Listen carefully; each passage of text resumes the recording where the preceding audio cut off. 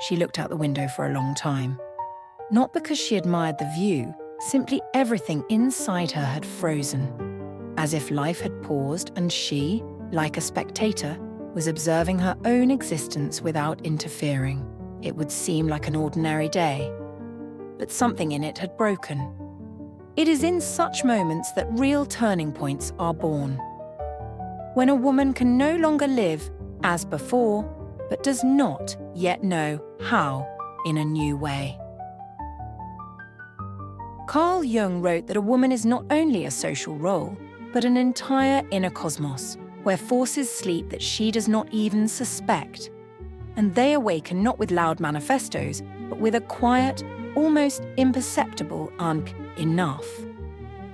Yes, everything begins with this word. Enough silence, enough suffering, enough being convenient. And then, like a flash in the dark, a decision comes. It may be tiny on the outside, but it is catastrophically huge on the inside.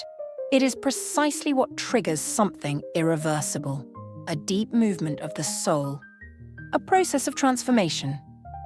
Not fashionable, not from the Become a Better Version of Yourself series, but real, when you unclench your fists and hear for the first time, I am. This is how feminine power is born. Not as armor, but as an inner sprout breaking through asphalt. And the entire subsequent story, it begins right here, with one decision, with one internal yes to herself. You can talk about theory as much as you want, but the truth is different. Everything becomes real only when it passes through someone's life, through pain, doubt, joy. Take, for example, Maria. 38 years old, 2 children, a stable job. Everything seems to be fine. But inside, it's as if there's a void. She smiles in photos, but at night she searches the internet for how to start feeling again. One day in the kitchen, finishing her cold tea, she suddenly understood. She could no longer live on autopilot. And she said to herself, I'm quitting. Not because there's a plan, but because her heart can't take it anymore. And you know she really left. 3 weeks later, without hysterics, without pathos, she simply chose herself.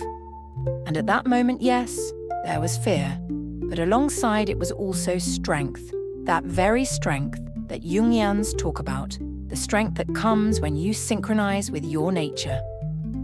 More Lena. 46, grown children, a divorce behind her. She lived quietly, bothering no one, until she met, no, not a man, herself, at a retreat, in silence. She saw how many years she had lived not her own life, how long she had hidden her wildness, her intuition, her brightness. And one evening she signed up for an art therapy course, and then she opened her own workshop. Now she paints, leads groups, she glows. This is not a miracle, this is the work of the soul. More precisely, it's liberation. This is how it happens. A woman makes a decision but inside a cascade is triggered, because it's not just a choice, it's a return home, to herself, to her origins. And yes, all of this fits perfectly into the structure that Jung wrote about. Archetypes, transformation, the shadow, all of this comes to life when the courage to be appears in life.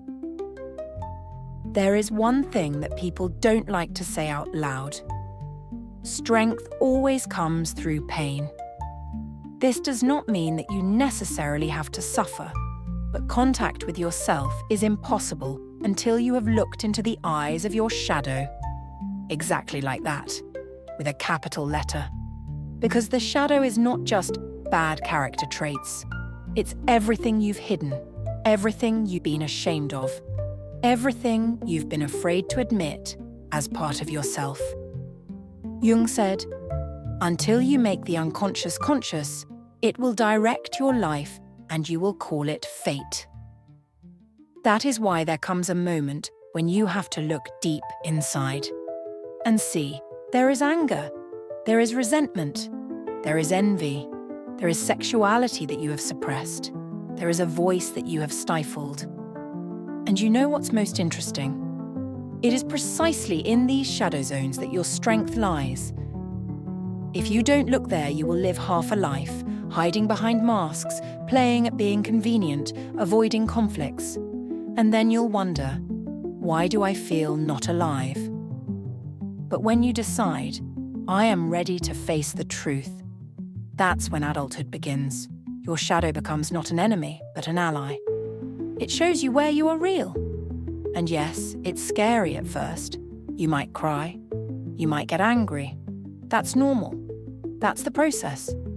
And it is through it that the very I am is born. Not glossy, not Instagrammable, but alive. You see, a woman becomes strong not because she has defeated everyone, but because she has stopped fighting herself. Strong is not armor. Strong is transparent, but unbending. It is the one who says, yes, I have a shadow, but I am no longer running. This is where the most interesting thing arises. When a woman has gone through the shadow, when she has met her true self, suddenly something strange happens. Silence. Not the kind that frightens, but the kind in which you hear your soul breathe for the first time. And it is in this silence that strength is born. The one that does not need proof. The strength to be yourself. Not the one they want to see, not the one that is right, but the one that is alive. Sometimes quiet, sometimes inconvenient, but always sincere. You suddenly realize you no longer want to conform. You no longer want to convince. You no longer want to be a good girl. You want to be just be. And at this moment, fatigue leaves, anxiety leaves, because you are no longer trapped in the gaze of others. You are not a superwoman, not a perfect mother, not an eternal rescuer. You are you, with hands that smell of bread, with a voice in which both tenderness and anger sound, with a history in which there were mistakes, but each of them is like a crack through which light breaks through. Jung wrote, "What you resist persists. What you accept transforms." Here it is, the alchemy of the soul. A woman accepts herself and becomes whole. This is how strength awakens in her. Not external, not loud, but the kind that moves mountains, even when you are just standing and silent. Because in this silence, there is you, the real you. And what if your decision, that very first real one, is still waiting? What if the strength to be yourself begins not with victories, but with the moment when you finally allow yourself to listen to yourself? Not because it's easy, but because it's no longer possible otherwise.